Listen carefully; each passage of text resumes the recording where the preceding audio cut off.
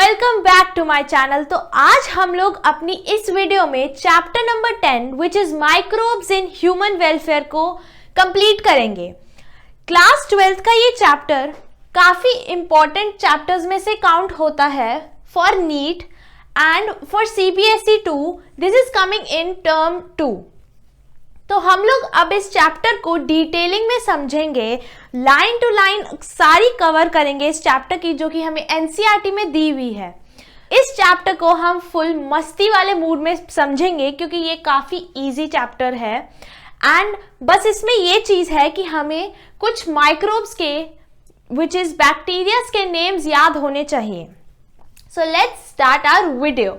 इस वीडियो में हम लोग इस चैप्टर के अंडर जो दो सब टॉपिक्स हैं उन्हें कवर करेंगे विच is microbes in household products and microbes in industrial products. तो ये जो दो सेक्टर्स आते हैं हमारे इस चैप्टर के अंडर हम इन्हें पहले कवर करेंगे, बाकी सारे सेक्टर्स को हम बाद में देखेंगे।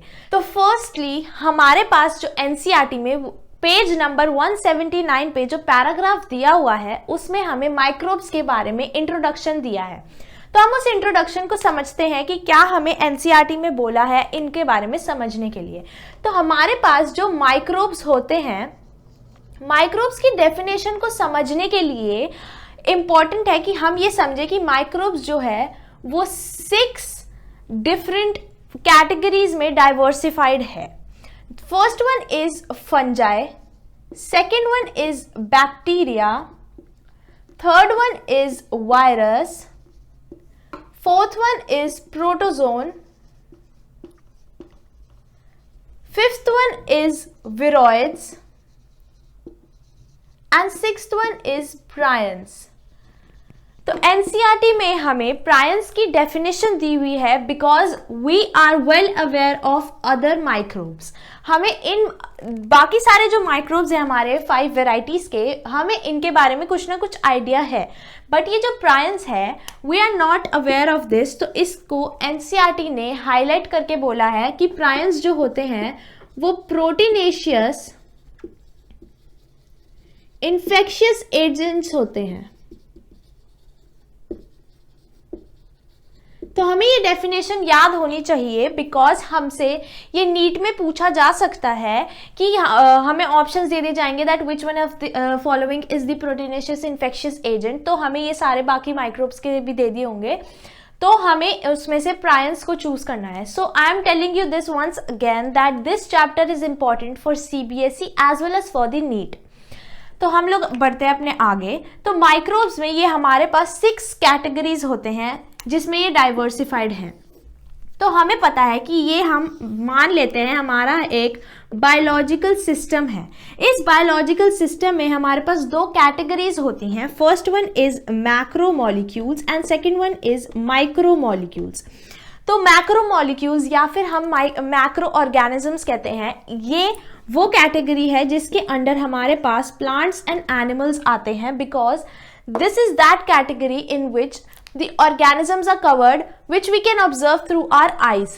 जो organisms को हम अपनी eyes से observe कर सकते हैं उनको हम मैक्रोमोलिक्यूल या मैक्रो ऑर्गेनिज्म कहते हैं, whereas जो हमारे माइक्रो ऑर्गेनिजम्स होते हैं उनको हम अपनी आइज से ऑब्जर्व नहीं कर सकते। इसका एग्जाम्पल आप लोग देख सकते हैं इन माइक्रोब्स को, fungi, bacteria, virus, protozoan, viroids, prions, हम इन्हें अपनी आइज से ऑब्जर्व नहीं कर सकते but they are still present around us.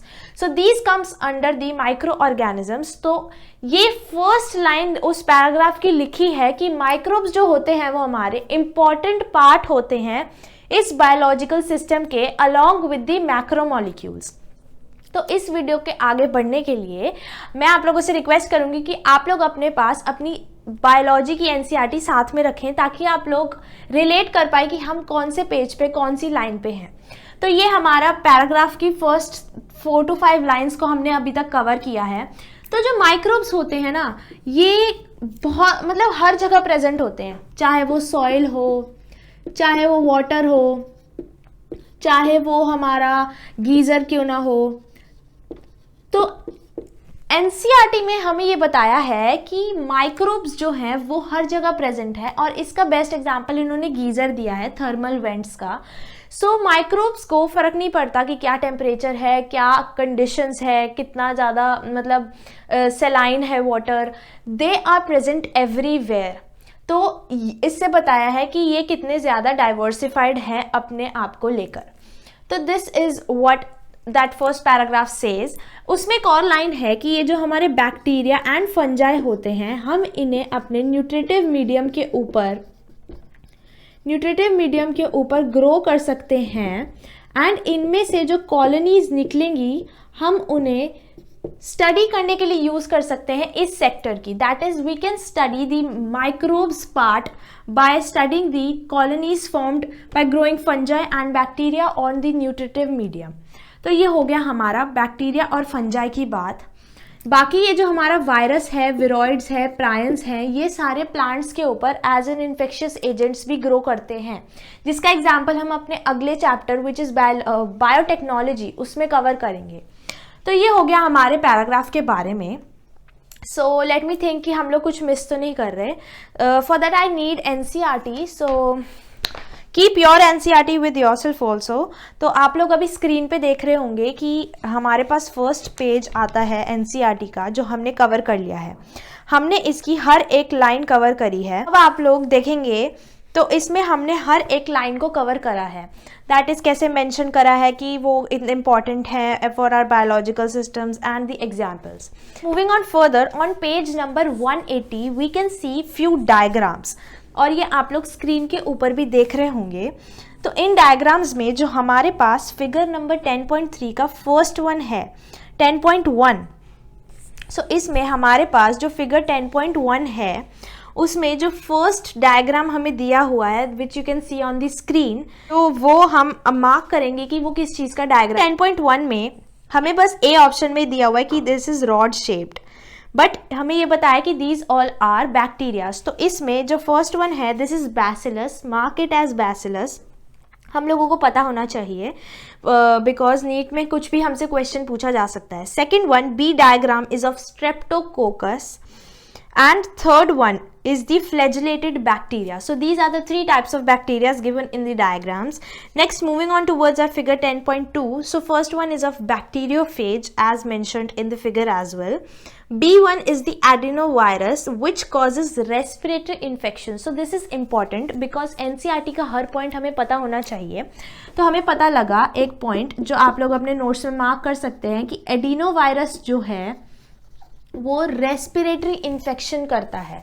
सो इस वायरस का नाम हमें पता होना चाहिए विच कॉजेज रेस्पिरेटरी इन्फेक्शन। इसको आप अपनी एनसीईआरटी में मार्क कर सकते हैं हाइलाइटर से। Third diagram of 10.2 figure is of rod shape tobacco mosaic virus. तो अब मैं आप लोगों को ये एक पॉइंट बताना चाहती हूँ कि जो हमारा टोबैको मोसाइक वायरस होता है ये आरएनए बेस्ड वायरस है। तो हमें पता होना चाहिए कि इसमें आरएनए होता है या फिर हमारा डीएनए होता है, but this tobacco mosaic virus is made up of और based on the RNA virus. So moving on towards our figure 10.3 which says that these are the colonies of the bacteria growing in the petri dish and second one is also the fungal colony. तो जैसा मैंने आपको first paragraph की line में बताया था कि हम लोग इन दोनों फंजा और बैक्टीरिया को ग्रो कर सकते हैं न्यूट्रिटिव मीडियम के ऊपर। So this is what NCERT's first page says. तो अभी तक आप लोगों ने देखा कि हमने हर एक लाइन को कवर किया है। हम लोगों ने अपना फर्स्ट पेज को दैट इज पेज नंबर 179 को कवर कर लिया है line to line. Now moving on towards our first subtopic which is microbes in household products. तो हाउसहोल्ड में हम लोग जब भी माइक्रोब्स के बारे में सुनते हैं तो फर्स्ट हमारा कॉमन बेसिक एग्जाम्पल याद आता है हमें कि हम कैसे मिल्क को कर्ड में कन्वर्ट करते हैं। So this is the basic household example which anyone can give if we say them give the example of microbes which are used for making household products. So this is one of the basic example given to us and इसका हमें कुछ mechanism समझाया हुआ है, कुछ bacteria की कैसे milk curd से डिफरेंट होता है। तो हम इसे अभी समझते हैं। तो मिल्क हमें पता है कि कर्ड के अंदर लैक्टोबैसिलस होता है। So lactobacillus is a type of bacteria हमें एनसीईआरटी में एक लैब दिया हुआ है, इस लैब की फुल फॉर्म होती है lactic acid bacteria. So this is present in the curd.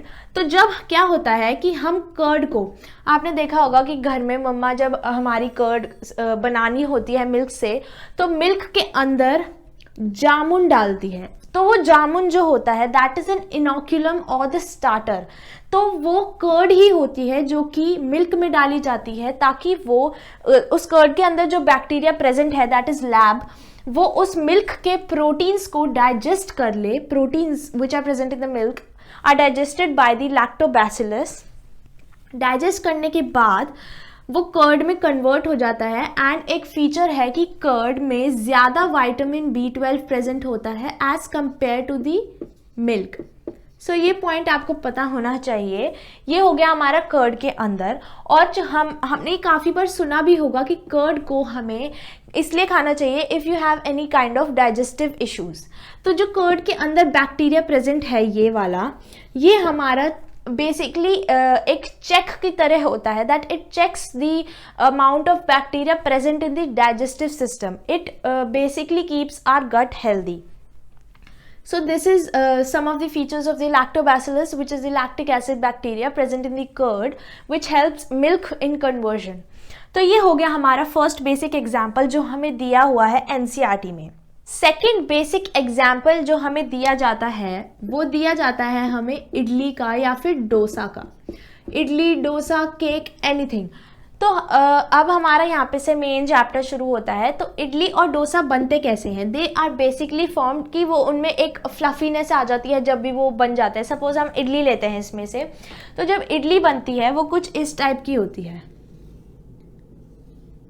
Sorry, don't mind my diagram. तो इडली हो गई हमारी. तो ये हमने देखा है कि ये थोड़ी फूली भी होती है, इसमें कुछ फ्लफीनेस होती है. तो ये फ्लफीनेस क्यों होती है? बिकॉज इसमें कार्बन डाइऑक्साइड की प्रोडक्शन हुई है. तो इस प्रोडक्शन की वजह से इसमें ये फ्लफीनेस आती है. यही सेम रीज़न है for the cakes fluffiness and for the dosas fluffiness. तो किसी भी चीज़ में, ढोकला में भी this same mechanisms take place. तो ये हो गया हमारा कि कैसे कार्बन डाइऑक्साइड प्रेजेंट होती है. तो अब थर्ड एग्जाम्पल लेते हैं हम कि हमारे पास जो ब्रेड होती है, दिस इज इम्पॉर्टेंट. हमारे पास जो ये ब्रेड होती है ये किस बैक्टीरिया से बनाई जाती है? तो ये ब्रेड जो है हमारी वो बनाई जाती है सेकारोमाइसिस सेरेविसिए. तो ये बैक्टीरिया का नेम आप लोगों को याद होना चाहिए because it is important. And इसे हम बेकर्स यीस्ट कहते हैं. पॉइंट आपको याद होना चाहिए दैट हाउस होल्ड में जो हम ब्रेड खाते हैं वो किस यीस्ट से बनी होती है. इडलीज की फ्लफीनेस का क्या रीज़न है, एंड मिल्क की कन्वर्जन इनटू कर्ड का एग्जाम्पल भी हम लोग माइक्रोब से ही लेते हैं. So these are the 3 examples given to us. So हमारा जो फोर्थ एग्जाम्पल आता है कि जो हमारे पास टॉडी होता है that is a traditional drink. तो ये एक ड्रिंक होती है, टाइप ऑफ ड्रिंक होती है. इसको हम बनाते हैं बाय फर्मेंटिंग. फर्मेंटेशन होती है दी सैप फ्रॉम पाम. तो जो पाम होता है उसके सैप को फर्मेंट करके ये टॉडी ट्रेडिशनल ड्रिंक बनाई जाती है. This is the fourth example. Fifth one is कि जो हमारी रॉकफोर्ट चीज होती है, ये रॉकफोर्ट चीज कैसे बनाई जाती है? इस रॉकफोर्ट चीज के ऊपर हम अपने फंजाई को ग्रो करते हैं. तो जब फंजाई ग्रो होती है तो वो रॉकफोर्ट चीज बनाई जाती है. Sixth example is of Swiss cheese.